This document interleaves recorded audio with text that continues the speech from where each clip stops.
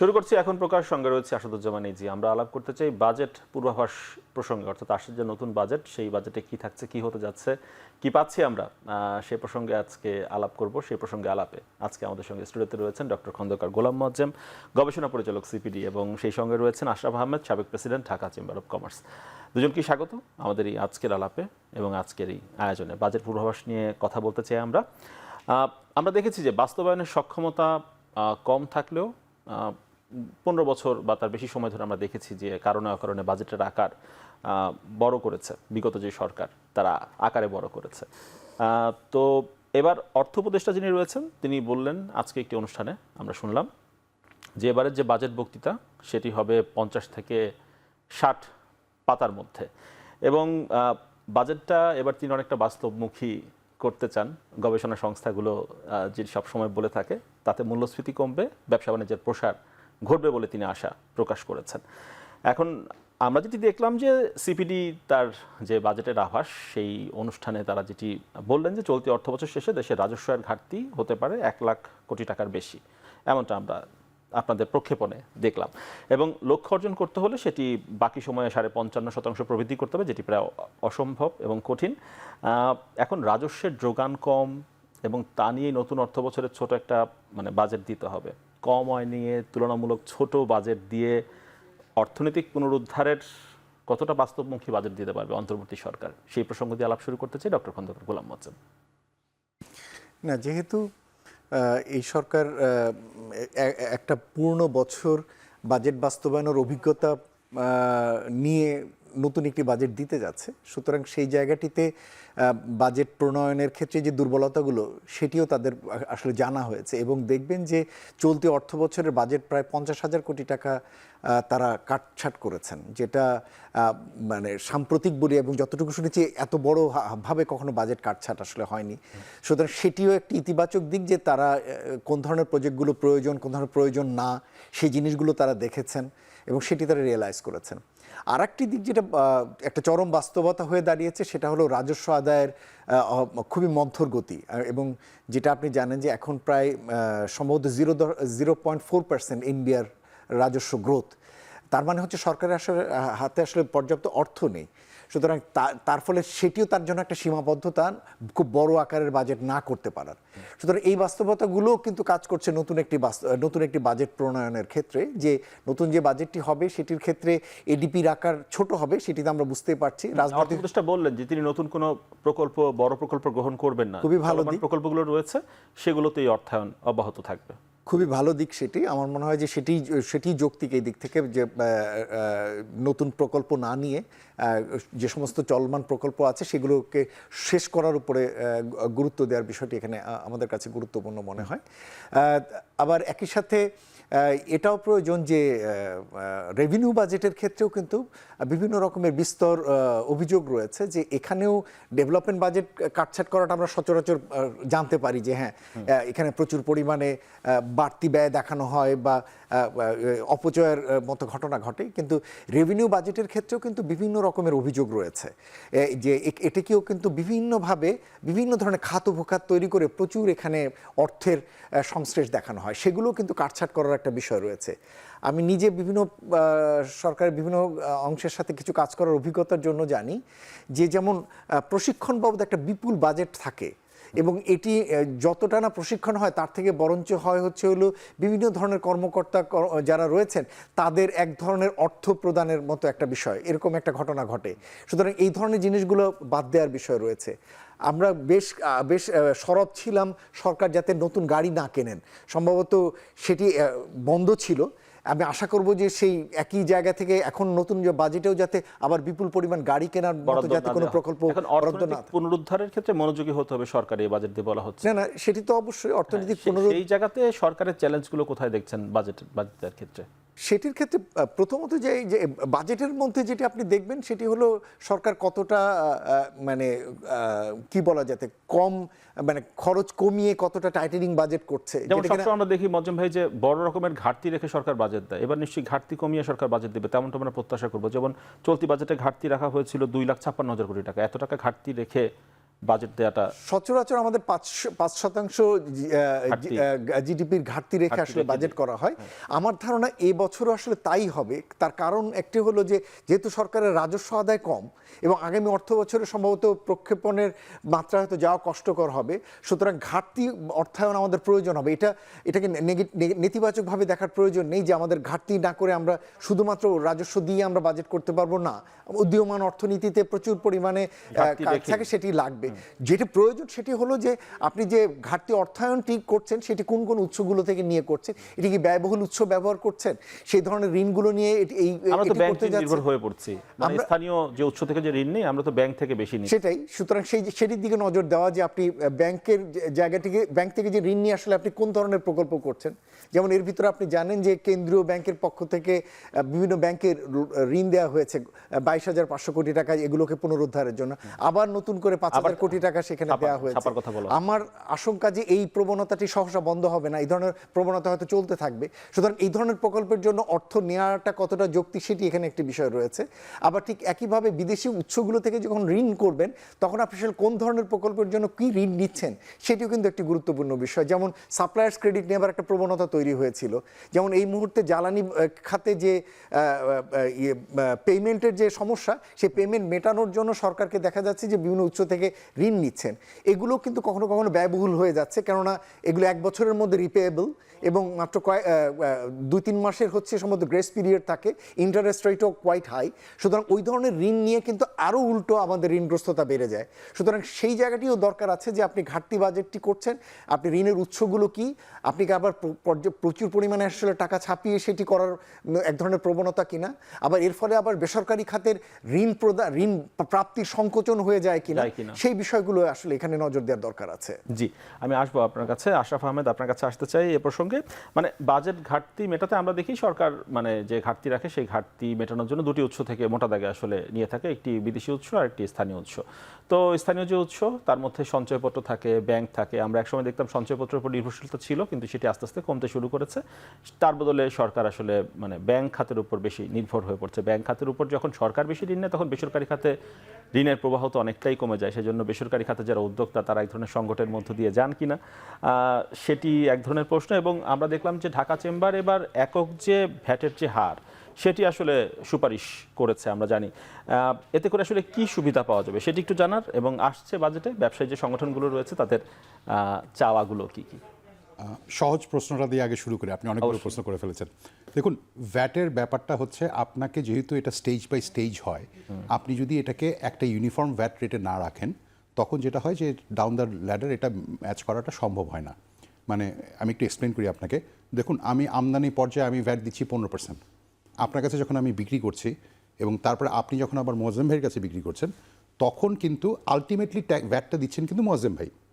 So উনি ভ্যাটটা দেওয়ার পরে আপনি একটা ক্রেডিট ক্লেম করছেন। আপনি আমার থেকে যখন কিনেছেন আপনার কাছ থেকে আমি একটা ক্রেডিট ক্লেম করছি, কিন্তু আমি যেহেতু ইম্পোর্টার আমি কিন্তু আর সরকারের কাছে ওই ভ্যাটটা ফেরত পাচ্ছি না। এবং যদি মাল্টিপল ভ্যাট রেট হয় এটা মেলানো সম্ভব না, মানে এত কমপ্লিকেটেড হয়ে যাবে ডকুমেন্টেশন যেটা কেউ মেলাতে পারবে না। সেই কারণে আপনি যদি পৃথিবীর সব জায়গায় দেখেন, অধিকাংশ দেশ যেটাতে আমি জানি যে জিএসটি কিংবা ভ্যাট যেটা, এটা কিন্তু একটা ইউনিফর্ম 3 থেকে 5% রেট। কেন? তার কারণটা হচ্ছে অ্যাক্রস দ্য বোর্ড আপনি যদি 3 থেকে 5% রেটে চার্জ করেন আপনি কিন্তু একটা ইউনিভার্সাল ভ্যাট ট্যাক্সেশন কিংবা জিএসটি কালেকশন আপনি করতে পারবেন। কিন্তু আপনি যখন এটাকে 15% করে দেবেন এবং তারপরে দেখা যাবে যে আপনি ভ্যাট ক্রেডিট দিচ্ছেন না, যে আমাকে বলছেন যে আপনাকে আপনার যা খরচ তার মধ্যে 30টা হেডের খরচের উপর আপনাকে ভ্যাটের ক্রেডিট দেওয়া হবে না, তাহলে দিনের শেষে দেখা যায় আমার ভ্যাট রেট হয়ে যায় 25% থেকে 30%। সো 30% যদি আমাকে টপ লাইনের উপরে ট্যাক্স দিতে হয়, এটা পৃথিবীতে কোনো ব্যবসা করা সম্ভব না। সো এই পার্টিকুলার কারণেই আমরা মনে করি যে ভ্যাট রেটটাকে আসলে 3 থেকে 5% লেভেলে নিয়ে এসে এটাকে ইউনিভার্সাল করা উচিত এবং একই রেটে করা উচিত। আপনার যদি মনে হয় যে আপনার ট্যাক্স বাড়াতে হবে তাহলে আপনি ইনকাম ট্যাক্সের রেটে বাড়ান। কিংবা আমাদের যে ট্যাক্স এক্সেমশনগুলো আছে ওগুলো কমিয়ে দেন, আপনার কিন্তু অনেকগুলো মেকানিজম আছে। এবং দেখুন একটা ফান্ডামেন্টাল জিনিস মানে এটা তো বলে এনবিআর সব সময়, কিন্তু আমরা দেখি যে আসলে বলে এবং পরোক্ষ করের উপরই সব সময় মানে দায়টা চাপিয়ে দেওয়ার চেষ্টা করে প্রত্যক্ষ করের জায়গা থেকে। দেখুন ওনাদের উপর একটা সবসময় একটা চাপ থাকে যে আপনাকে এত টাকার রাজস্ব আয় করতে হবে। সেটা করতে গিয়ে আপনি যদি আপনার যদি সেই সক্ষমতা না থাকে যে আপনি ভ্যাট নেট কিংবা ট্যাক্সের নেট আপনি 2 গুণ কিংবা 3 গুণ করতে পারবেন, তখন কি হবে? তখন আপনাকে ওই ভ্যাট রেট বাড়ানো ছাড়া, ওই যে হাতে গোনা 5-10 হাজার লোক কিংবা করদাতা কর দিচ্ছেন, তার রেট বাড়ানো ছাড়া আপনার আর কোনো উপায় নেই। আমাদের আপত্তিটা এখানেই। কিন্তু কারণটা হচ্ছে যে দেখেন ওই যে 5-10 হাজার করদাতাকে আপনি যে চিহ্নিত করে যার কাছ থেকে আপনি 60-70% আপনার ট্যাক্স কালেক্ট করছেন, তারা কিন্তু এই ইকোনমির সবচেয়ে efficient enterprises. They are the only ones who are completely compliant, এবং যেই কারণে তাদেরকে ট্যাক্স দিতে হয়। এখন আপনি যদি আপনার সবচেয়ে যে দক্ষ দৌড়বিদ তাকে যদি একটা 50 পাউন্ডের একটা হ্যান্ডিক্যাপ দিয়ে দৌড়াতে বলেন, তাহলে আপনার ইকোনমি কীভাবে আগাবে? সো এইটা একটা বড় ইস্যু। সেকেন্ড যে জিনিসটা আপনি যেটা বলছিলেন, দেখুন আমি মনে করি এটা খুব বড় একটা ফ্যাক্টর। মজেম ভাই যেটা বললেন, এখানে একটা জিনিস আমি যেটা মনে করি খুব জরুরি আমাদের জন্যে, যে দেখুন আমরা কিন্তু চাই না যে বাজেট ছোট করা হোক।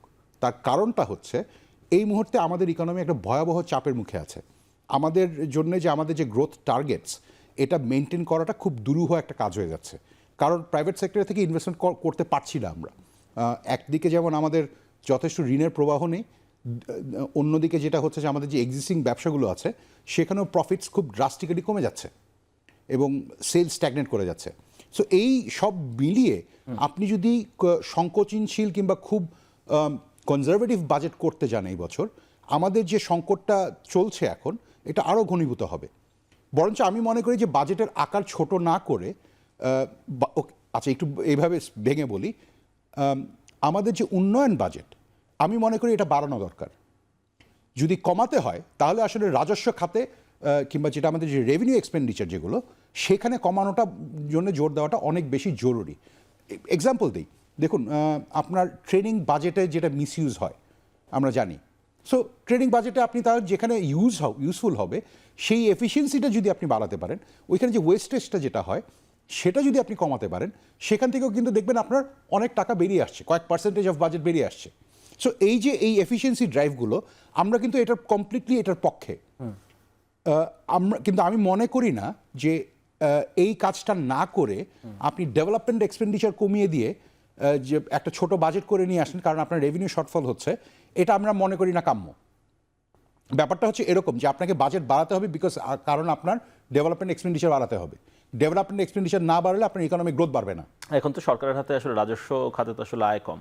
না, রাজস্ব খাতে আয় কমের এটার আরেকটা কারণও আছে। আপনি দেখেন আমাদের যে অ্যানুয়াল ডেভেলপমেন্ট প্রোগ্রামে যে এক্সপেন্ডিচারটা হয়, তার কিন্তু 15-20% আসলে সরাসরি ট্যাক্সে চলে যায়। সো আপনি এডিপি কমিয়ে দিলে আপনার ট্যাক্স কালেকশনও কমে যাবে। এটা হচ্ছে রিয়ালিটি বাংলাদেশের জন্য। সরকারের রাজস্ব কম হওয়ার কারণটা কিন্তু একই সাথে ইটস মানে ভ্যাট কিংবা কাস্টমস আর্নিংস আমাদের কম হচ্ছে কেন? তার কারণটা হচ্ছে আমাদের বিক্রি কমে গেছে, আমাদের ইম্পোর্ট কমে গেছে। আপনি কি যদি এই দুটা না বাড়ান, আপনার কাস্টমস ডিউটিও বাড়বে না, আপনার ভ্যাটও বাড়বে না। এই দুটো বাড়াতে গেলে কি করতে হবে? আপনাকে ইনভেস্টমেন্ট স্পার করতে হবে, আপনাকে ইকোনমিক গ্রোথ স্পার করতে হবে। জি, আমি আসবো আপনার কাছে। আলমগীর হোসেনকে আমরা পেয়েছি আলাপে, সাবেক সদস্য এনবিআর। আপনাকে স্বাগত আমাদের এই আজকের আলাপে আয়োজনে। আমরা আলাপ করছিলাম, আপনি এসে শুনছিলেন। আমরা যে বিষয় নিয়ে কথা বলছিলাম সেটা হচ্ছে বাজেটের পূর্বাভাস নিয়ে কথা বলছিলাম। এবারের বাজেটের আকার খানিকটা ছোট হবে, মানে সবসময় তো আমরা দেখি বাজেটের আকারটা বড় হয়, এবারের বাজেটের আকারটা ছোট হবে এমন একটা আভাস আমরা পেয়েছি অর্থ উপদেষ্টার কাছ থেকে, এবং বাজেট বক্তৃতাও 50 থেকে 60 পাতার মধ্যে হবে। এখন রাজস্ব কাঠামোতে বড় ধরনের পরিবর্তন আনার কি সুযোগ রয়েছে এবারের বাজেটে, সেটি একটু জানবো আপনার কাছ থেকে। মানে বাস্তবসম্মত রাজস্ব পরিকল্পনা কি হতে পারে? করমুক্ত আয়সীমার বাড়ানোর কথা বলা হচ্ছে, অনেকে বলছেন 4 লাখ টাকা করার কথা, অনেকে 5 লাখ টাকা করার কথা বলছেন। ভ্যাটের হার পরিবর্তন করে মানে 15 থেকে কমিয়ে 10 এ নামানোর কথা বলা হচ্ছে। মানে জনগণকে কোথায় কোথায় রেহাই দিতে পারে জাতীয় রাজস্ব বোর্ড? ধন্যবাদ। অনেক ইম্পর্ট্যান্ট একটা বিষয় এসছে, সেটা হচ্ছে কাঠামো পরিবর্তনের কথা। এই যে কাঠামোটা পরিবর্তন বলতে আসলে আমরা কী বুঝি, এই বিষয়টা আসলে আমাদের একটু স্পষ্ট হওয়া দরকার। কারণ হচ্ছে আমরা কাঠামো বলতে কি শুধু কর হার কমানোর কথা বুঝি? আমরা কি ভ্যাটের একটা নির্দিষ্ট হারকে বুঝাই? না প্রশাসন, দক্ষতা বৃদ্ধি, এবং আইনি যে সমস্ত অস্পষ্টতা বা জটিলতাগুলি আছে সেই সমস্ত বিষয়গুলি, অথবা পুনর্বিন্যাসের কথা যদি বলি, অর্থাৎ একই ট্যাক্স পেয়ারকে আমরা একবার ভ্যাট ডিপার্টমেন্টের কাটা পাঠাচ্ছি, একবার ইনকাম ট্যাক্সের কাটা পাঠাচ্ছি, অথবা একই অ্যাকাউন্টস একই ট্রানজ্যাকশনের উপরেই ট্যাক্সটা আমরা করছি। কাজে এই বিষয়গুলির বাইরেও আরও একটা বিষয় আছে, সেটা হচ্ছে যে আমরা অনেক বছর ধরে রিসার্চ করছি, সেটা হচ্ছে যে আপনার দেখেন লার্জ ট্যাক্স পেয়ার্স ইউনিট, একটা ফাংশনাল ট্যাক্স সিস্টেম মডেলকে আমরা ইন্ট্রোডিউস করেছিলাম লার্জ ট্যাক্স পেয়ার্স ইউনিটের মাধ্যমে। আমরা বলেছিলাম এটা সাকসেসের উপর ডিপেন্ড করবে আমরা আগামীতে রেপ্লিকেট করবো কিনা across the zone tax administration. আরেকটি বিষয় আসছে, সেটা হচ্ছে যে নাকি এক্সিস্টিং যে ট্যাক্স টাইপ স্ট্রাকচার, অর্থাৎ একটা সার্কেল বেসড একটা স্ট্রাকচার অ্যাসেসমেন্ট হবে, সেখান তারা কালেকশন করবেন, এই যে মডেলটা। আবার বলা হচ্ছে separation of policy and implementation. কাজে এই টোটাল বিষয়গুলি নিয়ে আসলে খোলামেলা আলোচনা হওয়া দরকার। এই সব কিছু মিলেই আসলে কর কাঠামোটাকে আমরা বুঝি। এই যদি আমি সার্বিক বিষয়টা বলতে চাই তো অনেক সময় লাগবে, কিন্তু আমি শুধু এতটুকু বলবো যে বোধহয় সরকার বোধহয় জাতীয় রাজস্ব বোর্ডকে নিয়ে আসলে গভীরভাবে চিন্তাভাবনা করছে বলে আমার মনে হচ্ছে। কারণ আমরা শুনতে পাচ্ছি একটি আইনের খসড়া ইতিমধ্যেই একটা সরকারের উচ্চ পর্যায়ে আছে, যার মধ্য দিয়ে একটা separation of policy and implementation একটা মানে এনবিআর পলিসি ঠিক করবে না, আলাদা একটা বডি তৈরি হবে যারা এরকম একটা কথা শুনতে পাচ্ছি। আমরা স্পষ্ট রূপরেখা আমরা এখনো জানি না, এবং আমি এখনো জানি না, এটা সিপিডি মুয়াজ্জেম হয়তো ভালো বলতে পারবেন, যে আসলে আমরা কি আসলে কাঠামো তৈরির জন্য কাঠামো করছি, না মোর এফিশিয়েন্ট একটা ইনস্টিটিউট তৈরি করার জন্য আমরা, বা পলিসি ফর্মুলেশনের মেকানিজম তৈরি করার জন্য আমরা একটা কাঠামো তৈরি করছি। এটা আমাদের কাছে এখনো স্পষ্ট না। আমরা শুধু শুনছি যে সেপারেশন করতে হবে। মুয়াজ্জেম ভাই ক্যান কন্ট্রিবিউট মোর, হয়তো ওনারা যেহেতু ওনারা শ্বেতপত্র প্রণয়ন করার সাথে জড়িত ছিলেন, অনেক ধরনের রিসার্চ করছেন, এবং এনবিআর রিফর্মস নিয়েও ওনারা রিসার্চ করেছেন, আমি ছিলাম সেখানে, আমি দেখেছি। দ্বিতীয়ত হচ্ছে কর হ্রাস। কর হ্রাসের কথা কিন্তু বলা হয়নি, বলা হয়েছে ব্যক্তি শ্রেণীর করদাতাদের, যাতে যাদের উচ্চ শ্রেণীর আয় রয়েছে তাদের কর হার বাড়বে। আজকেও আমরা পত্রিকায় দেখলাম তাদের কর হার বাড়বে, কারণ উচ্চবিত্তের লোকের কাছ থেকে সম্পদের পুনঃবন্টনের মাধ্যমে যারা হ্যাভ নট, তাদের মধ্যে সম্পদটা পুনঃবন্টনের কথা, মানে সম্পদ বৈষম্যটা কমানোর জন্য এক ধরনের ফর্মুলা করা বলা হচ্ছে, এক ধরনের কথা। আমরা জানি না। আমরা অতি সম্প্রতি আমরা দেখলাম যে ভ্যাটের বিষয়টি, আর ভ্যাটের বিষয় আসার আগে একটু করমুক্ত আয় সীমা একটু জানতে চাই। করমুক্ত আয় সীমাটা বাড়ানোর প্রসঙ্গে আসলে অনেকেরই প্রস্তাব রয়েছে। আমি বলছি যে আসলে কর মুক্ত আয় সীমা যেটা আছে বা থ্রেশহোল্ড লিমিট, সেটা অবশ্যই বাড়ানো উচিত। বাড়ানো উচিত এই কারণে, মানুষের এখন যে জীবনযাত্রার ব্যয় বেড়েছে এবং তার যে আয়, রিয়েল আয়টা তার কমে গেছে, এবং তার ফলে তার ডিসপোজেবল ইনকাম থাকছে না, ট্যাক্স দেওয়ার মতো কোনো অর্থ থাকছে না হাতে।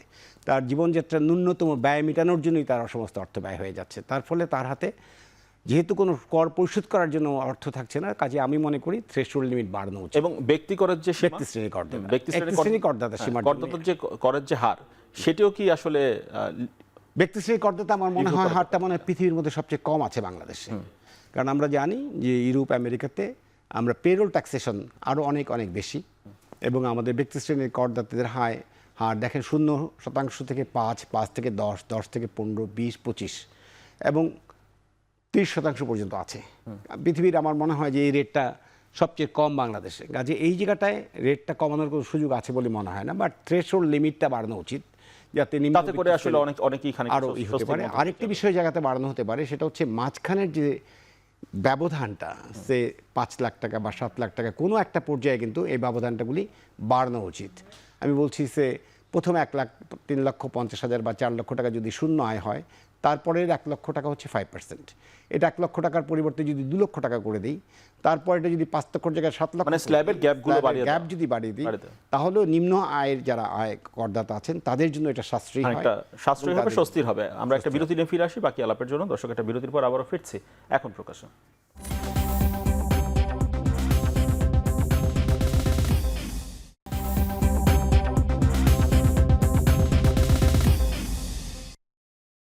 বিরতির পর আবারও ফিরে এলাম এখন প্রকাশে। বাজেট পূর্বাভাস নিয়ে কথা বলছি। ডক্টর খন্দকার গোলাম মুয়াজ্জেম, বিরতির আগে আমরা আলাপ করছিলাম যে সামনের দিনগুলোতে আমরা দেখব যে এনবিআর এর দুটি উইং করা হবে। একটি উইং হয়তো বা নীতি পলিসি ঠিক করবে, আর একটি উইং হচ্ছে আদায় করবে। মানে এনবিআর এর কাজ হচ্ছে আদায় করা। আর এই বিষয়টি করলে রাজস্ব ব্যবস্থাপনায় কি পরিবর্তন আসবে বলে মনে হয়? দেখুন, একটি হচ্ছে তত্ত্বীয়, সেটি হলো যে একই প্রশাসনের হাতে দুটো দায়িত্ব থাকাটির ক্ষেত্রে এক ধরনের দ্বৈততা তৈরি হয়, এবং সেটিতে যিনি আইন করেন তিনি যখন বাস্তবায়নে যান তার পক্ষে আসলে সেই জায়গাতে কনফ্লিক্ট অফ ইন্টারেস্ট এবং সেখানে ইন্টারেস্ট নেওয়ার একটা সুযোগ তৈরি হয়। এটা তত্ত্বীয়ভাবে আছে। দ্বিতীয় যে জায়গাটি, যে আমাদের দেশে এখনও আমরা সচরাচর যেটা দেখে থাকি এনবিআর এর ক্ষেত্রে, সেটা হচ্ছে যে সমস্ত কর সংক্রান্ত যে সমস্ত নীতি সিদ্ধান্তগুলো বাজেটে আমরা রিফ্লেকশন দেখি, এর অধিকাংশগুলোই আমাদের একটা অধিকাংশ একটা বড় জায়গাতে আমাদের মনে হয়েছে যে এগুলো নেয়ার ক্ষেত্রে বা প্রণয়নের ক্ষেত্রে যতটা না আসলে ওভারঅল ন্যাশনাল ইন্টারেস্ট থাকে, তার অনেক ক্ষেত্রে সেখানে ব্যক্তি অথবা সার্টেন টার্গেট গ্রুপ অথবা সার্টেন ব্যবসায়ী সংগঠন অথবা ব্যবসায়ী গ্রুপ মেবি, আমার তো এরকম কিছু উদাহরণ আছে যে তাদের ইন্টারেস্ট গুলো অনেক সময় এটার ভিতরে ঢুকে যায়, প্রায়োরিটি পায়। সুতরাং সেই জায়গাটিতে কিন্তু ইতিমধ্যেই সেখানে একটা আলাদা থাকুক বা না থাকুক এই ইনফ্লুয়েন্সটি কিন্তু এখানে থেকে যাবে। সেই উল্টোটি কিন্তু আমরা যদি ভাগ করেও দেই, একই আশঙ্কা কিন্তু নতুন জায়গাতেও থাকার সুযোগ রয়েছে, যে তারা কিন্তু এই নতুন গ্রুপগুলো আবার ওই যার কাছে পলিসি আছে তার কাছে গিয়ে তখন তারা আবার ইনফ্লুয়েন্স করার চেষ্টা করবে। সুতরাং আমাদের নীতিগতভাবে যে এটা পরিষ্কার করা দরকার যে আমরা যে জিনিসটি করতে যাচ্ছি সেটা যেন ইম্প্যাক্টফুল হয়, ইফেক্টিভ হয়, এবং তার মাধ্যমে যাতে এই যে দ্বৈততা এবং ডিসক্রিমিনেটরি প্র্যাকটিসগুলো এটি যাতে বন্ধ হয়, সেই জায়গাটি সেটি একটি নিশ্চিত করার বিষয় রয়েছে। মানে আলাদা করা দরকার আছে, এটা ফর শিওর। এখন সেটি কি এনবিআর এর ওভারঅল আমব্রেলার ভিতরে নাকি না এটিকে বাইরে নিয়ে যাওয়া, সেটি নিয়ে হয়তো এই মুহূর্তে হয়তো বিভিন্ন রকমের আলোচনা চলছে। আশরাফ ভাই, যদি আলাদা হয়ে যায় তখন তার এনবিআর এর কাছে আপনারা যাবেন না, দাবি দাওয়া নিয়ে যাবেন, তখন একটু প্রশ্নটা করতে চাই, আপনারা যে ইনফ্লুয়েন্স গিয়ে করেন, যে কারণে আসলে যেটা দরকার যৌক্তিক সেটা না করে আপনাদের ব্যবসায়িক যে ইন্টারেস্ট গ্রুপ তাদের পারপাস সার্ভ করতে ব্যস্ত হয়ে যায় এনবিআর, বাজেটে তার আমরা প্রতিফলন দেখি এই প্রেশারগুলো দেওয়ার কারণে। দেখুন, মোয়াজ্জেম ভাই যেটা বললেন সেটা হচ্ছে ডাউনসাইড, মানে সবচেয়ে খারাপ কি হতে পারে। আমি উল্টো দিক থেকে শুরু করি। বাংলাদেশে দুটো মেজর ইন্ডাস্ট্রি, ইলেকট্রনিক্স এবং অটোমোটিভস, এই দুটো কিন্তু আজকে বাংলাদেশে তৈরি হয়েছে because of a tax policy initiative. Unfortunately এই যে ট্যাক্স পলিসির ব্যাপারটা যেটা বললাম, যে এই দুটো ইন্ডাস্ট্রি তৈরি করতে কিন্তু আসলে step by step tax policy change করে করে এটা এসছে। কীরকমভাবে? আপনি প্রথমে বলেছেন যে আচ্ছা ঠিক আছে আমরা এসকেডি করলে আপনাকে ট্যাক্স ছাড় দিব, তারপরে বলেছেন যে সিকেডি করলে তারপরে ট্যাক্স ছাড় দিব, তারপরে বলেছেন যে না ম্যানুফ্যাকচারার হলে ট্যাক্স ছাড় দিব, তারপরে বলেছেন যে না ম্যানুফ্যাকচারিং শুধু অ্যাসেম্বলি হলে হবে না, আপনাকে লার্জেস্ট কম্পোনেন্ট যেটা সেটা নিজেকে বানাতে হবে। এগুলো কি আপনাদের সাথে আলাপ না করেই এইখানে আমি আপনাকে এক্স্যাক্টলি আপনাকে এই জিনিসটা বলার চেষ্টা করছি। দেখুন, এই প্রসেস যেটা আমি ডিসক্রাইব করলাম, এটা কিন্তু স্পেসিফিক্যালি অটোমোটিভ ইন্ডাস্ট্রির ক্ষেত্রে হয়েছে, এটা স্পেসিফিক্যালি আপনার ইলেকট্রনিক্স ইন্ডাস্ট্রি, কনজিউমার ইলেকট্রনিক্সের ক্ষেত্রে হয়েছে। এটা যে হওয়ার প্রসেসটা, এটা কিন্তু প্রায় 20-25 বছর ধরে হয়েছে, এবং এটা কখনোই একটা ডিজাইনের আন্ডারে ছিল না। ব্যাপারটা এমন না যে সরকার একটা পলিসি নিয়েছে যে আমরা এইভাবে এই ইন্ডাস্ট্রিগুলোকে ডেভেলপ করব। এইটার আন্ডারে আপনার এই ইন্ডাস্ট্রিগুলোকে এই ট্যাক্সেস চেঞ্জগুলো ইনক্রিমেন্টালি করা হয়েছে, ব্যাপারটা কিন্তু তা না। কিন্তু এটা বিভিন্ন পর্যায়ে যেটা করতে হয়েছে, যে বিভিন্ন সংগঠনগুলো, ব্যবসায়ী সংগঠনগুলো বিভিন্ন সময় গিয়ে সরকারের কাছে আবদার করেছে, হাতে পায়ে ধরে এটা চেঞ্জ করেছে, ট্রায়াল অ্যান্ড এররের থ্রুতে, অনেক প্রসেসের থ্রুতে এটা হয়েছে। আচ্ছা, এখন মূল ব্যাপারটা হচ্ছে, দেখুন আমি আরেকটা এক্সাম্পল দিই আপনাকে। বাংলাদেশে বন্ড মার্কেট একেবারেই নন এক্সিস্টেন্ট ছিল। কেন? কারণটা হলো আমরা একটা স্ট্যাম্প 1884 না 83 সালের একটা আইনের কারণে আপনি একটা বন্ড ইস্যু করলে আপনাকে 2% স্ট্যাম্প ডিউটি দিতে হতো, যেই কারণে বাংলাদেশে কয়েকশো বছর কোনো বন্ড ইস্যু হয়নি।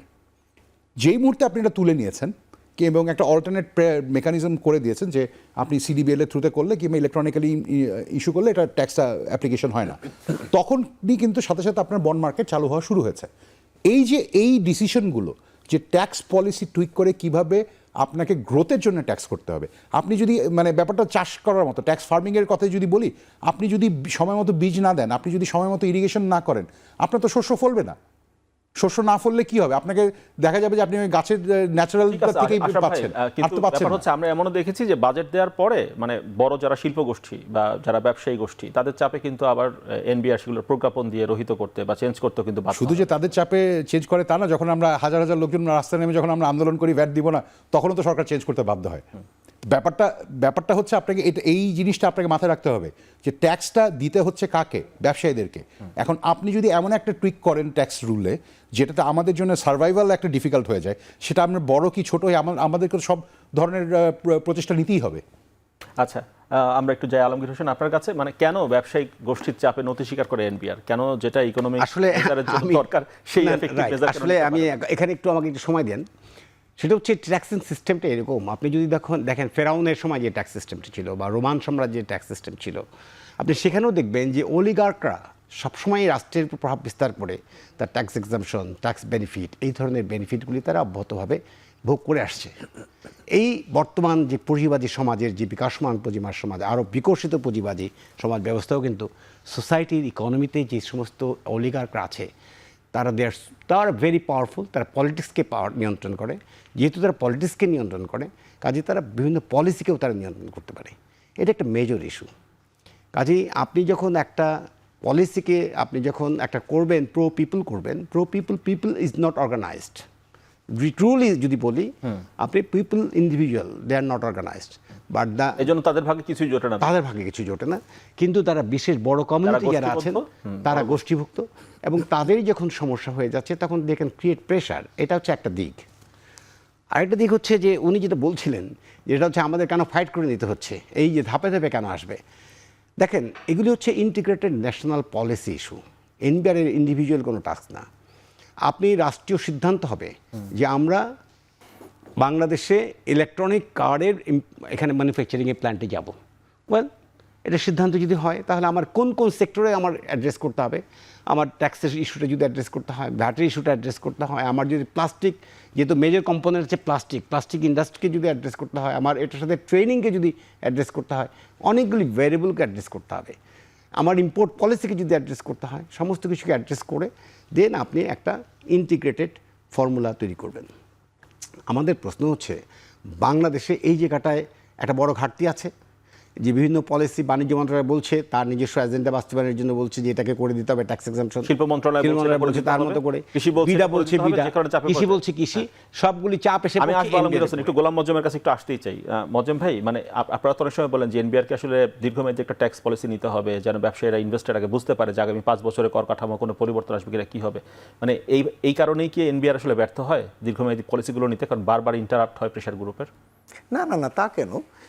ইনফ্যাক্ট এই জায়গাটির ক্ষেত্রে বিভিন্ন সময় যে সমস্ত নীতি সিদ্ধান্তগুলো নেওয়া হয়ে থাকে সে জায়গাগুলো সম্প্রতি আমরা দেখতে পাচ্ছি যে সরকার তার ট্যাক্স এক্সপেন্ডিচারটি এখনও ট্যাক্স এক্সপেন্ডিচারটা পুরোটাই বলেন না, কিন্তু প্রেডিক্টেবিলিটি দেওয়া শুরু করেছেন যে হ্যাঁ এটি আগামী 5 বছরের জন্য এমন হবে, এমন কার্যকর। তো এটা দরকার, এটা ব্যবসায়ীদের জন্য খুবই দরকার যে, এবং এটার ভিতরে ইন্টারাপশন হওয়া উচিত না। এটা দ্বিতীয় যেটি আসলে এনবিআর করেন না কিন্তু আমরা মনে করি করা উচিত, সেটা হলো যে এনবিআর যে পরিমাণ রাজস্ব ছাড় দিচ্ছেন এটা কিন্তু ব্যবসায়ীদের মাথায় ঢুকায় দেওয়া দরকার যে হ্যাঁ আপনার এই সুবিধা দেওয়ার জন্য আমার এই পরিমাণ কর আমি ছাড় দিচ্ছি, কারণ এটা রাষ্ট্রের আয় ছিল, সেটা ছাড় দিয়ে এই শিল্পটিকে আসলে এই সুবিধাটি দেওয়া হচ্ছে। এই জিনিসটা কিন্তু প্রপারলি মেসেজিং যায় না। অনেকটা এমন যে হ্যাঁ সরকার ব্যবসায়ী গোষ্ঠী বা যে কোনো ইন্ডাস্ট্রিকে না দিচ্ছেন, কিন্তু ব্যবসায়ী গোষ্ঠীও বা যে কোনো গোষ্ঠী মনে করছেন যে এটা এক ধরনের গ্র্যান্ট এবং তারা এটা ইন্টাইটেল, এটা তারা পেতেই থাকে। এইটি ভাঙা দরকার। এটা হচ্ছে দ্বিতীয় দিক। তৃতীয় যেটি আসলে করা হয় না, সব দেশেই কিন্তু যেটা হয় যে আপনি যখন কোনো একটা নীতি সিদ্ধান্ত নিচ্ছেন এটি তার একটা অবজেক্টিভ থাকে যে হ্যাঁ আপনি এই সুবিধাটি দিচ্ছেন, এর মাধ্যমে এই ইন্ডাস্ট্রি আগামী 5 বছর 10 বছর এরকম একটা জায়গায় যাবে। আমি এখন পর্যন্ত শুনিনি, ভিতরে হয় কিনা জানি না, এই যে সুবিধাগুলো দেওয়ার ফলে আদতেই কি এটা অর্জিত হয়েছে কিনা এর একটা কিন্তু ইভ্যালুয়েশন দরকার। আপনি যে 5 বছর পরে চেঞ্জ করে কন্টিনিউ করবেন অথবা বাড়াবেন বা কমাবেন, এটি কিন্তু এনবিআর এর দায়িত্ব যে এটি ইভ্যালুয়েট করে দেখা যায় যে সুবিধাটি তারা দিয়েছেন এটি আদতে কাজে দিয়েছেন কিনা। আমি গবেষণা করিনি, কিন্তু আমার একটা বড় হাঞ্চ হচ্ছে গার্মেন্টস সেক্টরে এই যে বেশ কিছু সুবিধা দিয়ে দেওয়া দরকার আছে, এই সুবিধা দিয়ে আসলে তাদের না দিলেও চলে। যেমন অ্যাক্রস দ্য বোর্ড সমস্ত বাজারের জন্য 1% করে ক্যাশ ইনসেন্টিভ রয়েছে। এই সুবিধাটি কেন আমি জানি না, এটা বিপুল পরিমাণটা সম্ভবত 4700 কোটি টাকা এরকম একটা হিসেব আমি কোথাও দেখেছিলাম যে সরকারের যায় শুধু এটা দেওয়ার জন্য। কিন্তু তা না করে এই একই টাকা যদি ওই খাতকে যদি তার প্রোডাক্ট ডাইভার্সিফিকেশনের জন্য দেওয়া হতো, যে সমস্ত উদ্যোক্তা ডাইভার্সিফাইড পণ্য রপ্তানি করবেন তাহলে তাদেরকে ওটি দেওয়া হবে, নতুন বাজারে যাবে, নতুন বাজারের জন্য দিচ্ছেন তারা, সেটি কিন্তু তাহলে এটা কাজে দিত। এই জায়গাগুলোর ক্ষেত্রে কিন্তু একটা বড় সমস্যা। আর সর্বশেষ যেটা বলছি, সরকারেরও কিছু দুর্বলতা রয়েছে। আমাদের দেশে যে কোনো কিছু ইম্প্যাক্ট অ্যাসেসমেন্ট করা সরকারের জন্য খুবই দুরূহ। ওই ধরনের কিন্তু ইনস্ট্রুমেন্টস নেই।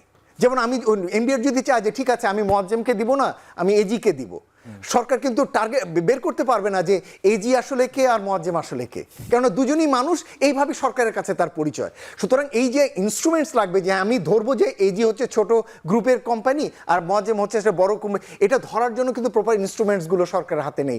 এই কারণে যেটা করেন সরকার, সবাইকে দিয়ে দেন, যাতে মানে লিকেজও হলো, ইম্প্যাক্ট হলো, সবাই পেলো। কিন্তু এই জায়গাগুলো কিন্তু প্রপার ইনস্ট্রুমেন্ট করা, ডিজিটালাইজেশন করা, টার্গেটিং ঠিক করা, যাতে আপনি ঠিক প্রপার লোকটিকে প্রপার সহায়তা দিতে পারেন, প্রপার টার্গেটিং করে, সেই জিনিসটা করা যায় না। আশরাফ ভাই, এই লুপহোলের কারণে এই ব্যবসায়ী গোষ্ঠীরা এই সুযোগগুলো নিতে পারেন। বিরতির পর আসলে জানবো আপনার কাছ থেকে। দর্শক, বিরতির পর আবার ফিরছি এখন প্রকাশ।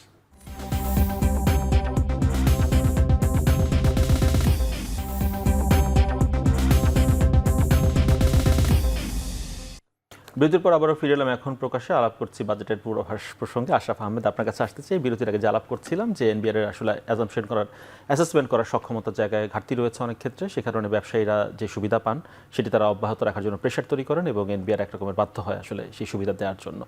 এটি আসলে ব্যবসায়ী হিসাবে আপনার কাছে কি মনে হয় যে এই সুবিধাগুলো অব্যাহত রাখার জন্য প্রেশার তৈরি করা আসলে কতটুকু যৌক্তিক? আমি আপনাকে প্রশ্নটা উল্টোভাবে করি। দেখুন, আমি বাংলাদেশে অপারেট করতে গেলে আমার অপারেটিং কস্ট বিভিন্ন কারণে, সেটা পোর্টের ইনএফিসিয়েন্সি থেকে শুরু করে আমার ইউটিলিটির অ্যাভেলেবিলিটি থেকে শুরু করে অনেক কারণে আমার কিন্তু অপারেটিং কস্ট আমার যে কম্পিটিটর কান্ট্রি তার থেকে অনেক বেশি।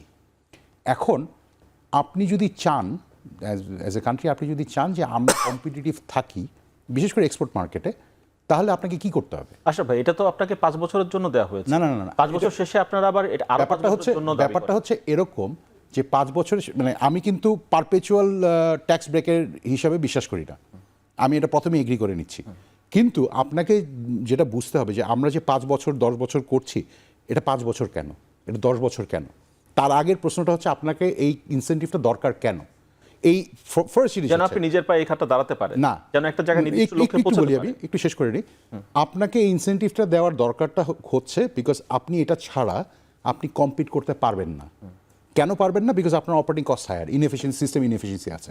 আচ্ছা, এখন আপনি যদি 5 বছরে ওই ইনএফিসিয়েন্সি দূর করতে না পারেন, তাহলে সেটা 5 বছর পরে কি করব? মানে ধরা যাক ব্যাপারটা হচ্ছে যে আপনার ইনএফিসিয়েন্সি দূর করতে আসলে 30 বছর লাগবে। সেক্ষেত্রে আমাকে যদি বলেন যে 5 বছর পরে ইনএফিসিয়েন্সি, 5 বছর পরে ট্যাক্স এক্সেমশনটা তুলে নেওয়া হবে, তাহলে 5 বছর পরে আমাকে বন্ধ করে দিতে হবে। যে বেনিফিট দেওয়া হলো, সেই বেনিফিটের আউটকামটা কি, সেটাও তো আসলে জবাবদিহিতার জায়গায় আসে। ওইটি আসলে অ্যাসেস আই করে কমপ্লিটলি দেখার এগ্রি দরকার ছিল। যে এই অ্যাসেসমেন্টটা ফান্ডামেন্টালি করা হয়নি। বাট আমি আপনাকে একটু বলতে পারি যে এই যে ট্যাক্স ইনসেন্টিভটা যদি দেওয়া না হতো, কতখানি দিলে কি হতো সেই প্রশ্ন আগেই, ইনসেন্টিভটা যদি নীতিগতভাবে বলি যদি দেওয়া না হতো, বাংলাদেশের গার্মেন্টস ইন্ডাস্ট্রি এক্সিস্ট করতো না। এটা হচ্ছে রিয়ালিটি। আচ্ছা, আমাদেরকে যে প্রশ্নটা আসলে করা দরকার সেটা হচ্ছে কোন ইনসেন্টিভটা কতখানি দিলে কতখানি রিটার্ন আসবে, এই অ্যাসেসমেন্টটা আমরা কেউ করতে পারছি না। তার অনেকগুলো কারণ আছে। দেখুন, আমরা একটা ইনফর্মাল ইকোনমিতে বাস করি এসেনশিয়ালি। আমাদের যা কিছু হয় আমাদের দেশে, আমাদের ইকোনমিক মেশিনারি যেভাবে কাজ করে, কারো কাছে ডেটাবেজ নেই। কারণ আমরা বলতেছি যে 1 কোটি 18 লক্ষ ইকোনমিক এন্টারপ্রাইজ আছে, সেই ক্ষেত্রে আপনার কোম্পানি ফরমেশন করা হয়েছে মাত্র 3 লক্ষ। তার মানে কি বাকি 98 আরও বেশি, 1 কোটি 15 লাখ, তাহলে কি তাদের না আছে কোনো ট্যাক্স রেজিস্ট্রেশন, না আছে কোনো আপনার ট্রেড লাইসেন্স, না আছে কোনো any kind of registration, government জানেই না তারা কারা। সো এই যে এই সিনারিওতে পেয়ে যাচ্ছে, হ্যাঁ, এই সিনারিওতে আমার ইস্যুটা হচ্ছে এই জায়গাটাতেই যে এই ট্রান্সপারেন্সি নাই যেহেতু, সেই কারণে কিন্তু আমরা কোনো কিছু আসলে মানে ডেটাবেস ধরে কিন্তু আমরা অ্যাসেস করতে পারি না। এই যে পারি না, এটার থেকেই কিন্তু আসছে যে আমরা যে অ্যাসেসমেন্টটা করব যে কোথায় ট্যাক্স ইনসেন্টিভ কত দিলে কতখানি রিটার্ন আসবে, এই প্রসেসটা কিন্তু খুব সায়েন্টিফিক রাস্তায় আমরা বিল করতে পারিনি। এবং না পারার কারণটাও তাই যে আপনি যদি ডেটাই না থাকে, আপনি কি ডেটা সায়েন্স বানাবেন? আমরা একটা আলমগীর হোসেনের কাছে যাই। ডেটা বিল্ড আপ আসলে কথা হচ্ছে যে কোন খাতে কত সুবিধা দিলে সেখান থেকে কি পরিমাণ আউটকাম আসবে, এটা অ্যাসেসমেন্ট করাটা খুব টাফ।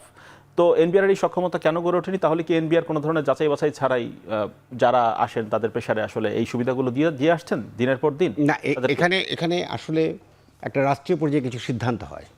রাষ্ট্রীয় পর্যায়ে সিদ্ধান্ত হয়, ফর এক্সাম্পল আমরা সোসাইটিতে, সোশ্যাল সেক্টরে, আমাদের হেলথ সেক্টরে, বা অথবা আমাদের ইন্ডাস্ট্রিয়াল সেক্টরে, অথবা এক্সপোর্ট বাড়ানোর জন্য আমরা কিছু ইনসেন্টিভ দিব, সেই ইনসেন্টিভসটা এই ধরনের এইভাবেই সিদ্ধান্ত হয়। তখন আমরা সিদ্ধান্ত নেই হচ্ছে এক্সপোর্ট ডাইভার্সিফিকেশন, অথবা আমরা এনভায়রনমেন্টাল ইস্যু, গ্রিন ফ্যাক্টরি যদি হয় তাহলে আমরা তার ট্যাক্সে কিছু এক্সামশন দিচ্ছি, একটা নমিনাল এক্সামশন দিচ্ছি। এটা যে কত পার্সেন্ট দিলে অ্যাপ্রোপ্রিয়েট হবে, কত পার্সেন্ট দিলে এফিশিয়েন্ট হবে, জাস্টিস হবে, এটাকে ইভ্যালুয়েশন আসলে হয় না। ওই নীতিগত সিদ্ধান্তের প্রেক্ষিতে আসলে আমরা একটা গড় হারে একটা আগে 5 বছর দিয়েছি কাউকে, এখনও 5 বছর দেই, কাউকে 10 বছর দিয়েছি, হেভি ইন্ডাস্ট্রি হলে 10 বছর দেই, এই ধরনের একটা প্র্যাকটিস গড়ে ওঠে। কিন্তু আমার কাছে যেটা মনে হচ্ছে সেটা হচ্ছে যে এনবিআর আসলে তথ্যভিত্তিক কোনো গবেষণা প্রতিষ্ঠান নেই। একটা পরিসংখ্যান, রিসার্চ ও পরিসংখ্যান একটা ইয়ে আছে, কাঠামো আছে, কিন্তু তার মানে অনুমান ভিত্তিক সমস্ত সুযোগ সুবিধা দেওয়া হয়ে আসছে। একটা দেওয়া হয়েছে, এবং এই জায়গাটা আমাদের কোনো স্ট্রেনথেন করার কোনো স্কিম নেই, পরিকল্পনা নেই, এবং বাজেটও নেই। আমার মনে হয়েছে যে আমি আগে যেহেতু পলিসি সেপারেশনের প্রশ্ন এসেছি, তখন আমি বলতাম লেটস সিট টুগেদার, আমরা পলিসি সেপারেশন না করে বরং রিসার্চ উইংটাকে স্ট্রেনথেন করি। Absolutely. এখানে আমরা ক্যাপাসিটি বিল্ড আপ করি, আমরা এখানে ডেটা ম্যানেজমেন্ট, ডেটা ড্রিভেন আমরা একটা পলিসি ফর্মুলেট করি, তারপর আমরা দেখি পারি কি পারি না। আগেই আমি আরেকজনের হাতে পলিসিটা দিয়ে দিব কিনা, rather we should try our level best to improve the environment. তো এই জায়গাটা লিমিটেশন আছে। দ্বিতীয়ত হচ্ছে সেটা হচ্ছে যে আমার কাছে যেটা মনে হয়েছে যে এনবিআরের ম্যানেজমেন্ট স্টাইলটাও সমস্যা হচ্ছে। দেখেন, ইটস এ বোর্ড, এই বোর্ডটা খুবই কোঅর্ডিনেটেড বোর্ড আমি বলবো না, যেভাবে একটা ব্যাংকের বোর্ড থাকে, যেটা একটা কর্পোরেশনের বোর্ড থাকে, সেখানে বোর্ডটা খুবই একটা একদম নতুন একটা ফ্রেশ ব্লাড একটা লোকজন ঢুকলেন, তার কোনো ব্যাকগ্রাউন্ড নেই রেভিনিউ অ্যাডমিনিস্ট্রেশন নিয়ে, তার কোনো একাডেমিক ব্যাকগ্রাউন্ড হয়তো নেই, প্রশাসনিক হয়তো ব্যাকগ্রাউন্ড আছে, 1 নম্বর। 2 নম্বর হচ্ছে উনি একটা নির্দিষ্ট 1 বছর, 1.5 বছর, 2 বছর টেনিউর নিয়ে আসেন, ওনার প্রায়োরিটি থাকে হচ্ছে বাজেট টার্গেট অ্যাচিভমেন্ট করা, ওভারঅলিং করা, ইমপ্রুভমেন্টে করা, বিএমআরই করার জায়গাটায় ওনার ফোকাস করার মতো সময় খুব কম থাকে। আরেকটি ব্যাপার হচ্ছে যখন কন্ট্যাক্ট সার্ভিসে আসে তখন তিনি আরেকটা এজেন্ডা বাস্তবায়নে ব্যস্ত থাকেন। তার যে অর্গানাইজেশনাল ফোকাস, অর্গানাইজেশনাল স্ট্রাকচারিং, এই জায়গাটায় সেটা নিয়ে ভাবনার জায়গাটা থাকে না। তো এই ধরনের অনেক লিমিটেশন আছে এখানে। আরেকটা ব্যাপার হচ্ছে আপনি ওনার একটা চেয়ারম্যানের পিরিয়ডে আমি দেখেছি 2 বছর চেয়ারম্যানের পিরিয়ডে অন্তত 2 জন, 3 জন, 4 জন, 5 জন, 7 জন, 8 জন, 10 জন মেম্বার চেঞ্জ হয়ে যাচ্ছে। অর্থাৎ একটা পলিসি কন্টিনিউইটি যেটা থাকার জন্য যেটা দরকার সেটাও সেই ধারাবাহিকতা থাকে না। এটা ধারাবাহিক। ডক্টর খন্দকার গোলাম মজম, একটু আপনার কাছে আসতে চাই আবার। সেটি হচ্ছে আমরা শুনছিলাম যারা প্রেশার গ্রুপ, আমরা দেখেছিও যে যাদের সক্ষমতা রয়েছে, বিভিন্ন পেশাজীবী গোষ্ঠী, তারা রাস্তায় নেমে দাবি দেওয়া, সড়ক অবরোধ করে, রেল অবরোধ করে দাবি দেওয়া দেওয়ার চেষ্টা করেছেন। এই সময়টাতে অনেক নেমেছেন। ব্যবসায়ীরাও তাদের দাবি দেওয়া দেওয়া করার চেষ্টা করেন নানা রকমভাবে ইনফ্লুয়েন্স করে। কিন্তু যারা আসলে প্রান্তিক জনগোষ্ঠী, যারা বিচ্ছিন্ন জনগোষ্ঠী, তাদের পাশে কি এবার অন্তর্বর্তী সরকারের বাজেট দাঁড়াতে পারবে কিনা প্রান্তিক মানুষের জন্য? হ্যাঁ, এটা যেমন বলা হচ্ছে যে এবার সোশ্যাল সেফটি নেট বা মানে সোশ্যাল সেক্টরগুলোতে গভর্নমেন্টের বাজেট অ্যালোকেশন বড় করা হবে, সেটার দিকেই আমরা অনুমান করতে পারি যে হ্যাঁ, তার একটা সুবিধা অন্তত প্রান্তিক জনগোষ্ঠী, পার্টিকুলারলি সোশ্যাল সেফটি নেটে আকার বড় করা হবে বলা হচ্ছে। শিক্ষা স্বাস্থ্যতে বরাদ্দ বাড়বে এবার মনে হয়, প্লাস হচ্ছে অ্যালাউন্স গুলো বাড়ানো হবে। যেগুলো নিয়ে আপনাদের বক্তব্য আমরা শুনি বা যেসব নিয়ে আমরা প্রতিবেদন তৈরি করি যে শিক্ষা স্বাস্থ্যে এবারও বরাদ্দ কম, উন্নয়ন বাজেটে বেশি বরাদ্দ, মানে এইসব জায়গাতে অ্যালাউন্স বাড়ানো হবে যেটি বলা হচ্ছে। হ্যাঁ, মানে আমি আপনাকে আগেই বলেছি যে একটা বড় সীমাবদ্ধতা হচ্ছে রাজস্ব আদায় যেহেতু কম, সুতরাং এই সীমিত রাজস্ব দিয়ে সরকার কতটুকু আসলে বাজেট প্রলম্বিত করবেন। আরেকটি যেটি হয়ে থাকে যে ভাই, মানে সরকার তো ঋণ নিয়ে অনেক উন্নয়ন প্রকল্প করতে পারে, কিন্তু শিক্ষা স্বাস্থ্যে হ্যাঁ, এটাই আপনাকে বলতে চাচ্ছি এই মুহূর্তে। সেটা হচ্ছে যে সাধারণত ঋণ নেওয়া হয় ওই ধরনের খাতগুলোতে যেখানে সরকারের কমার্শিয়াল ইন্টারেস্টগুলো রয়েছে, যেখান থেকে রিটার্নেবল যে ধরনের প্রজেক্টগুলো আছে সেটা শর্ট টার্মে টার্গেটেড। সোশ্যাল সেক্টরগুলোতে মূলত যেহেতু এটা লং টার্মিশ, রিটার্ন রাদার স্লো, সেই জায়গাগুলোতে ঋণ নিয়ে করার মতো জায়গাগুলোতে এটা কিছু মাল্টিল্যাটারাল ডেভেলপমেন্ট ব্যাংকের উপরই অধিকাংশ ক্ষেত্রে নির্ভর করতে হয়। সুতরাং এবারও হয়তো তাই দেখা যাবে যে ডেভেলপমেন্ট ব্যাংক যেগুলো রয়েছে তাদের উপরে হয়তো নির্ভর করার একটা বিষয় দাঁড়াবে। কিন্তু মনে রাখবেন এই বছর হয়তো ঋণ প্রাপ্তির ক্ষেত্রে কিছুটা হলেও সংকোচন হতে পারে বৈদেশিক উৎসগুলো থেকে, যেহেতু বাংলাদেশের রিজার্ভ পরিস্থিতি খুব স্থিতিশীল না এবং রিপেমেন্ট ক্যাপাসিটি তুলনামূলকভাবে কিছুটা হলেও দুর্বল হয়েছে। চাপ থাকতে পারে না, সেটা না, কিন্তু আপনার যেহেতু রিপেমেন্ট ক্যাপাসিটি অলরেডি দুর্বল হয়েছে, অলরেডি প্রচুর বাকি রয়ে গেছে আপনি যেগুলো এখনো দিতে পারেননি, সুতরাং নতুন লোনের কমিট করা বা নতুন লোন দেওয়ার ক্ষেত্রে কিন্তু ইতিমধ্যেই এক ধরনের কিন্তু আমি দেখতে পাচ্ছি ডেভেলপমেন্ট পার্টনার্সরা কিছুটা হলেও ধীরে চলনীতিতে আছে। সুতরাং সেটিও যদি হয় তাহলে সোশ্যাল সেক্টরগুলোতেও কিন্তু একটা বড় ইফেক্ট পড়বে। এবং একটা ছোট উদাহরণ দিলে বুঝবেন যে ইউএসএআইডি যেটি বন্ধ হয়ে গেল, ইউএসএআইডি কিন্তু একটা বড় বাজেট আসে বাংলাদেশের, যেটা পার্টিকুলারলি সোশ্যাল সেক্টরগুলোকে বা সোশ্যাল রিলেটেড ইস্যুগুলোতে টার্গেট করে করা হয়, এবং সেই বাজেটটি প্রায় 200-250 মিলিয়ন ডলারের প্রতি বছর এসে থাকে বাংলাদেশকে টার্গেট করে। সুতরাং সেই বাজেটটি কিন্তু এখানে কাটছাট হচ্ছে। এই ধরনের জিনিস যদি এছাড়া মানে ভর্তুকিতে যে বরাদ্দ আমরা রাখি, সেই ভর্তুকি বাবদ বরাদ্দ কি আমরা কমাতে পারবো? সেই সুযোগ কি আছে? সেটি আর দেখবার বিষয় যে সরকার মানে বড় ভর্তুকি কমানোর মতো অবস্থায় রয়েছে। দুর্ভাগ্যজনকভাবে যেটি যে আমাদের একটা প্রত্যাশা ছিল এই সরকারের কাছে, সরকার কিছু কাঠামোগত সংস্কারে হাত দেবেন, কিছু কিছু ক্ষেত্রে হয়তো দিচ্ছেন, কিন্তু ভর্তুকির মতো যে বড় যে বিষয়গুলো, এটির একটা বড় জায়গা হচ্ছে জ্বালানি এবং বিদ্যুৎ খাত। কিন্তু জ্বালানি বিদ্যুৎ খাতে বড় ধরনের সংস্কারে সরকার এখন হাত দিতে চাচ্ছেন না বা পারছেন না আমাদের কাছে মনে হচ্ছে। কারণ একদিকে জ্বালানি সংকট, তো এটিকেই এই দুর্ভাবনা, কারণ এটার জন্য ব্যবসায়ীরা অসুবিধায় পড়ছেন, বাসাবাড়িতে সমস্যা হচ্ছে, শিল্প কারখানায় সমস্যা হচ্ছে। সুতরাং এই কারণে এখানে বড় সংস্কার করার দরকার হলেও এই জায়গায় এখনো হাত দিতে পারছেন না। ফলে যেমন এখানে যদি এমন হতো যে এলএনজি আমদানি না করে অভ্যন্তরীণ গ্যাস উৎপাদনের মাধ্যমে এক্সপ্লোরেশন করে যদি সাপ্লাই দেওয়া যেত তাহলে আসলে ভালো হতো। কিন্তু অভ্যন্তরীণ গ্যাস এক্সপ্লোরেশন করে গ্রিডে সাপ্লাই দিতে প্রায় বছর দেড়েক লেগে যাবে, ওই পরিমাণ সময় নেই। এই যে সরকারের একটা চাপ রয়েছে, ফলে দেখা যাবে যে উচ্চ দামে কিনে সাবসিডি দিয়েই আসলে সরকারকে হয়তো চালাচ্ছে। এটা একটা দুর্ভাগ্যজনক। চাইলেও সময়ের কারণে আসলে খুব সম্ভবত আগের পরিস্থিতিতে সরকারকে প্রশাসন চালা বা অর্থ এই বাজেট চালাতে রাখতে হবে। আসলে আশরাফ ভাই যে প্রশ্ন দিয়ে শুরু করেছিলাম উত্তরটা পাইনি, মানে নিতে পারিনি আমরা, সেটি যে ব্যবসায়ীদের দাবিগুলো কি সেটা একটু জানতে চাই আপনাদের কাছ থেকে। এই বছরের বাজেটের হিসাবে যদি যাই, দেখুন আমাদের কিছু কিছু দাবি আসলে সারা বছর ধরেই থাকে। যে এক নম্বর হচ্ছে আমরা চাই যে কর্পোরেট ট্যাক্স রেট, যেটা নট ব্যক্তি খাতের ট্যাক্স না, কর্পোরেট ট্যাক্স রেটটা আসলে আমাদেরকে করতে হবে একটু কমিয়ে এমন একটা জায়গায় নিয়ে আসতে হবে যেখানে আমরা এই রিজনের বাকিদের সাথে কম্পিট করতে পারবো। সো সেই ক্ষেত্রে আপনি যদি দেখেন অ্যাক্রস দ্য বোর্ড আসিয়ান থেকে শুরু করে সাউথ এশিয়ার এভারেজ কর্পোরেট ট্যাক্স রেট হচ্ছে 15-20% লেভেলে। সো সেখানে আমাদেরটা কিন্তু এখনও অনেক হাই লেভেলে আছে। এটা একটা ইস্যু। সেকেন্ড জিনিস হচ্ছে যে আমাদের এফেক্টিভ ট্যাক্স রেট, যেটা বিকজ আমাদের ওই যে ট্যাক্স এক্সেমশনের অনেকগুলো জায়গায় এবং এআইটির কারণে এবং অ্যাডভান্স ভ্যাটের কারণে অনেকগুলো জায়গায় দেখা যায় যে আমরা যেটা হয় যে আপফ্রন্ট ট্যাক্স দিতে হয় দেখে আমরা বছরের শেষে আমাদের এফেক্টিভ ট্যাক্স রেট অনেক হাই হয়ে যায়। সো এই জিনিসগুলো যেমন আমরা চাবো কিছু ট্যাক্সের কিছুটা রিফর্ম দরকার। বাট বাজেটের জন্য এটা থেকে বড় ফ্যাক্টর যেটা হচ্ছে যে আমরা আসলে চাইবো যে ট্যাক্স রেট কমিয়ে ট্যাক্স নেট বাড়িয়ে যদি রাজস্ব আদায়ের যে টার্গেটটা সেটা ফুলফিল করা যায়। সেকেন্ড হচ্ছে আমরা আসলে চাই না যে আমাদের যে ডেভেলপমেন্ট ইনভেস্টমেন্ট এবং আমাদের যে অ্যানুয়াল ডেভেলপমেন্ট প্ল্যান সেটা খুব বেশি কাটছাট করা হোক। কারণ এটা কমিয়ে আনলে যেটা হয়, আমাদের ইকোনমির একটা বড় চাঙ্ক কিন্তু বিল্ডিং প্রোডাক্টস থেকে শুরু করে কনস্ট্রাকশন সার্ভিসেস থেকে শুরু করে অনেক কিছু কিন্তু ডিপেন্ডেন্ট অন এই ইনভেস্টমেন্টের উপরে। সো ওইখানে যেটা হয় যে যেমন আমরা দেখছি যে বিল্ডিং প্রোডাক্টসে অলরেডি মার্কেটে প্রায় 30-40% রিডাকশন হয়ে গেছে। এগুলোর ফলে কিন্তু একটা ইকোনমির উপর একটা বড় ধরনের চাপ পড়ছে। এই চাপটা থেকে বেরিয়ে আসতে গেলে আসলে পাবলিক ইনভেস্টমেন্ট ছাড়া কোনো উপায় নেই। সো সেই কারণে আমরা চাইবো যে বাজেটের ক্ষেত্রে যে সরকার হয়তো বা এডিপি সংকোচনের থেকে যদি রাজস্ব ব্যয় সংকোচনের দিকে একটু মনোযোগ দেয় তাহলে আমরা খুশি হব। থার্ড যে ইস্যুটা হচ্ছে ফাইন্যান্সিং এর ইস্যুতে যদি আসেন, খুব সংক্ষেপে শেষ করতে হচ্ছে আমাদেরকে। খুব সংক্ষেপে বলে দিই, আমি মনে করি যে দেশীয় উৎস থেকে না করে বহির্বিশ্ব থেকে টাকা তোলার চেষ্টা করাটা অনেক বেটার।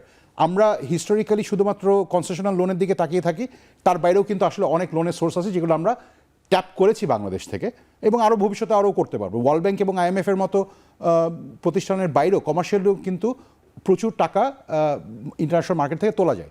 এই জিনিসটা থেকে যদি আমরা মনোযোগ সরিয়ে দিই তাহলে কিন্তু আমাদের যে সরকারের যে ব্যয় বাড়ানোর যে অর্থায়ন করার যে সুযোগগুলো আছে সেটা কমে যাবে। অসংখ্য ধন্যবাদ তিনজনকেই। সামনের দিনগুলোতে নিশ্চয়ই আলাপের আরও সুযোগ হবে, যেহেতু বাজেট আসছে আরও বেশি আমরা আলাপ করবো এই বিষয় নিয়ে, সেই প্রত্যাশা রাখছি। তিনজনকে ধন্যবাদ আজকে সময় দেওয়ার জন্য। দর্শক করছি এখন প্রকাশ, সঙ্গে থাকার জন্য ধন্যবাদ সবাইকে।